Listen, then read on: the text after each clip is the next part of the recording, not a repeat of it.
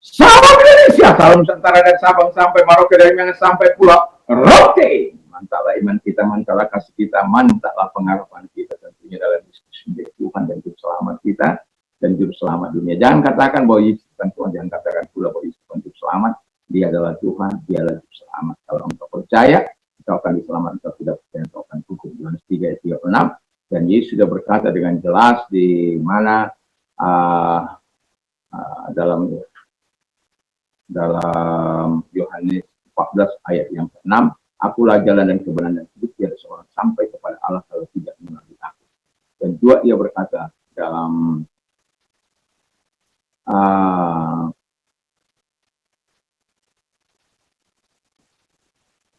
Kisah 4 ayat 12, dan keselamatan tidak ada dalam siapapun juga selain di dalam Dia Yesus Kristus, karena di bawah kolong langit tidak nama lain yang diberikan kepada manusia yang olehnya diselamatkan. Haleluya. Kadang-kadang dan ini lagi kayak dan juga sampai kita kadang-kadang kita tahu apa ceritanya berakhir apa belum. Dan juga kita mengatakan Yohanes 3:16, karena begitu besar kasih Allah akan dunia ini sehingga Ia mengaruniakan anaknya yang tunggal supaya setiap orang percaya kepada tidak binasa melainkan beroleh hidup yang kekal. Dengan hati percaya engkau digunakan dan mulut mengaku engkau diselamatkan, dan engkau percaya kepada Yesus engkau tidak akan dipermalukan. Roma 10 ayat 9 sampai dengan 11. Tuhan Yesus memberkati kita. Mantap. Doa dan harapan saya di sore hari ini atau malam, kiranya Tuhan Yesus memberkati kita senantiasa. Biarlah Allah senantiasa menolong kita untuk terus berpikir di dalam kebenaran firman Allah dan berbuat di dalam kehendak Allah. Tuhan Yesus memberkati. Dan sebelum kita mendengarkan firman Allah, kita memberkati. Apapun profesi kami, selalu Tuhan mau menyertai di dalam profesi kami. Di dalam nama Yesus kami bersyukur. Haleluya. Amin.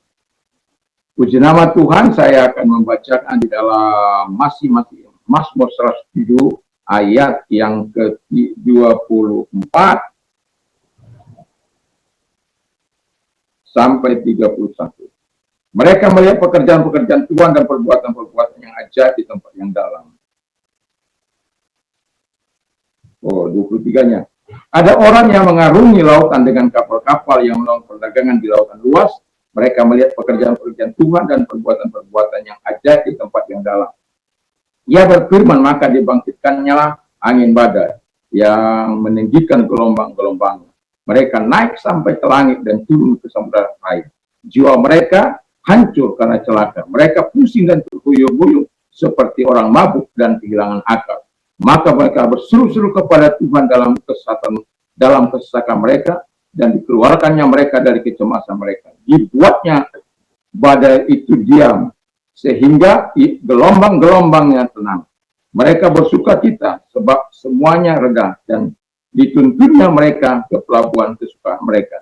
Biarlah mereka bersyukur kepada Tuhan karena kasih setianya, karena perbuatan-perbuatannya yang ajaib terhadap anak-anak manusia. Jadi apapun profesi kita, Tuhan tidak pernah mau menganggap rendah. Tetapi banyak kali profesi-profesi itu dipakai menjadi alat kesombongan, bukan menjadi alat kerendahan hati. Dan di sini kita lihat para pelaut, ya. Walaupun para pelaut itu banyak kepengnya, ya.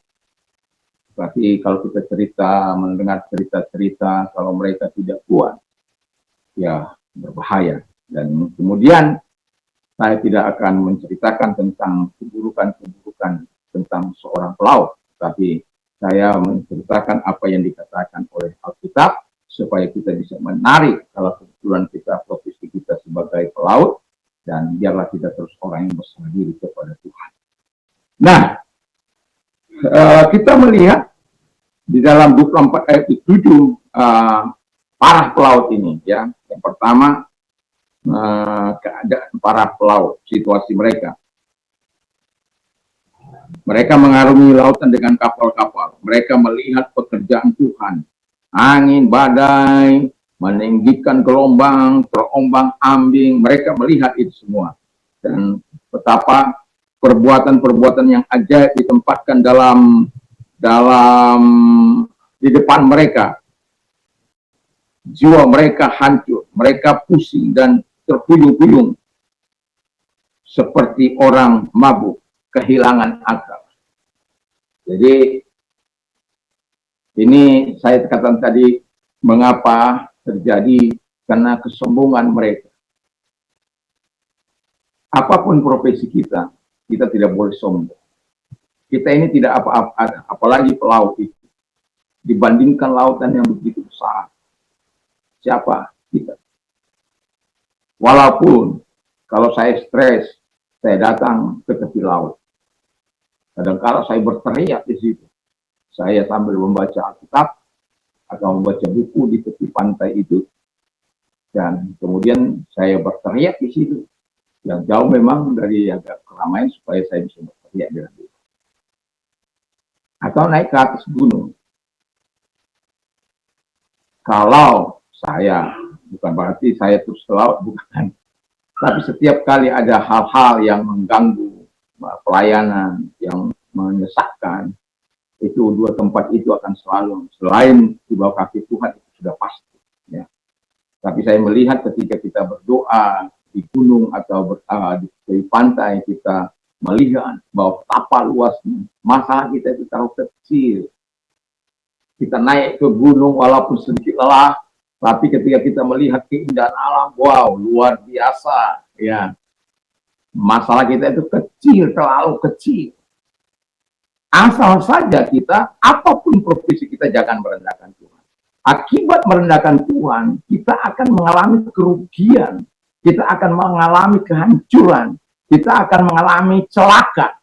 Kalau kita tidak bertobat, kehancuran akan meliputi hidup kita. Kalau kita masih single, nggak apa-apa. Kalau sudah berkeluarga, anak-anak dan bagaimana dan lain sebagainya. Itu sebabnya perlu merendahkan hati di hadapan Tuhan. Apapun profesimu, Tuhan bisa pakai untuk menyekolahkan anakmu, untuk menjadikan engkau lebih baik dari sebelumnya.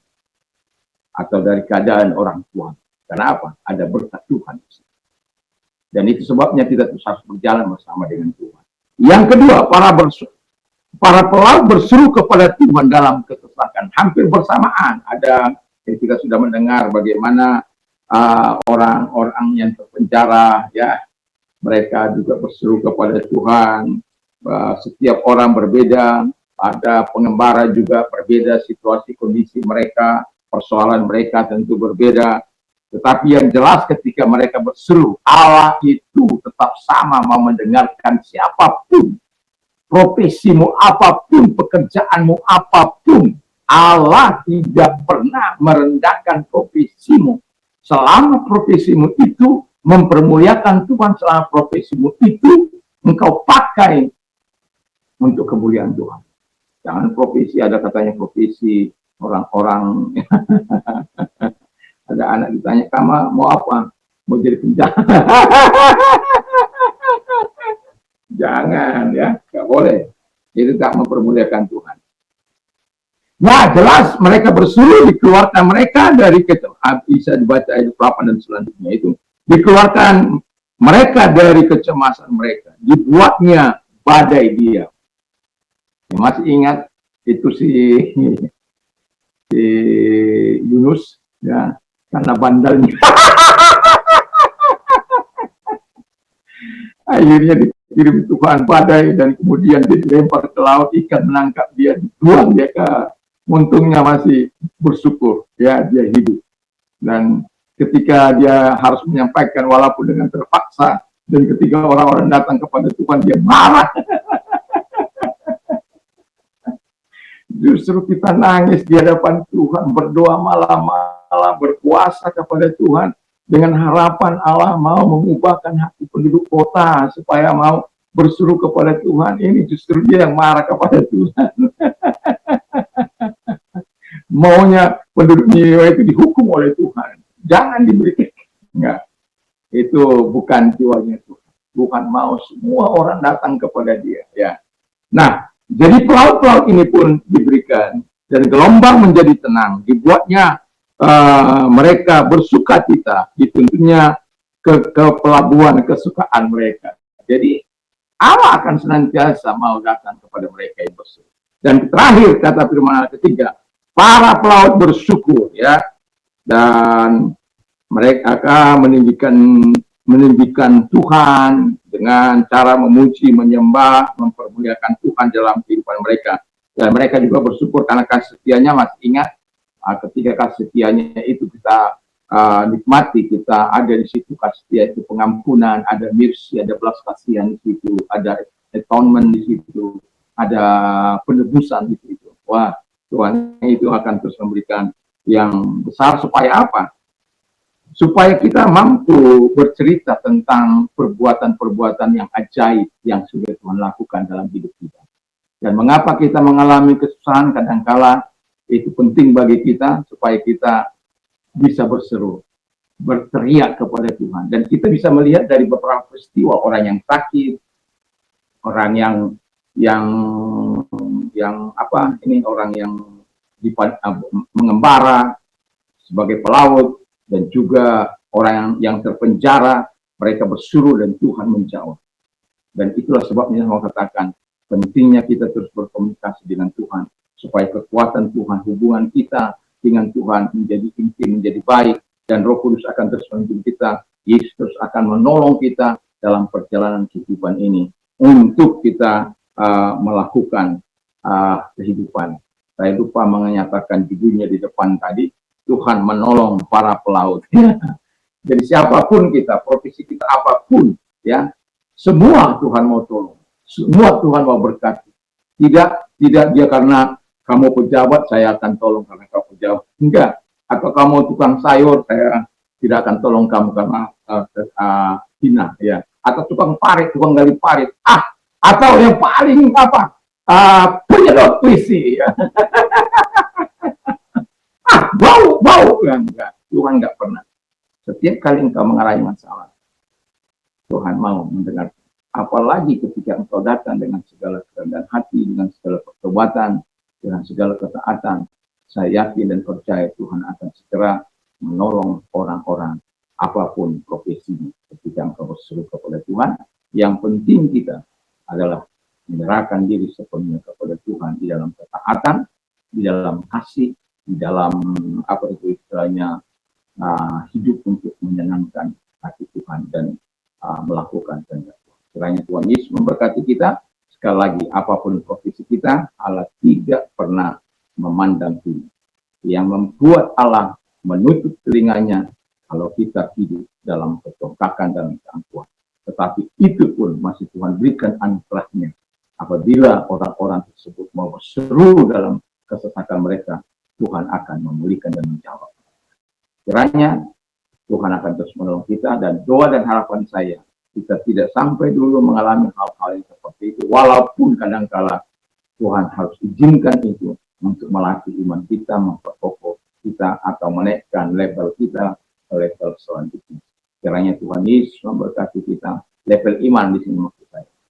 Ketika itu kita lakukan, maka Tuhan akan mentransformasi hidup kita melalui kuasa Roh Kudus. Tuhan Yesus memberkati. Diberkatilah apapun profesi kita sebagai pelaut, sebagai orang-orang yang terpenjara, apapun profesi kita, selalulah menyerahkan diri kepada Tuhan.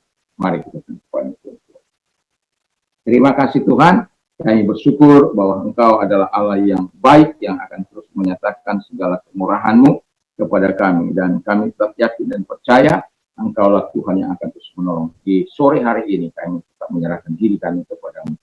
Dan kalau Engkau sedang sakit, dalam nama Tuhan, segala sakit penyakit yang mereka derita, kalau Engkau orangnya, arahkan tangan kepada Tuhan. Segala sakit penyakit atau derita keluar dan oleh biru daripada Tuhan Yesus sembuh, lumpangkan tangan.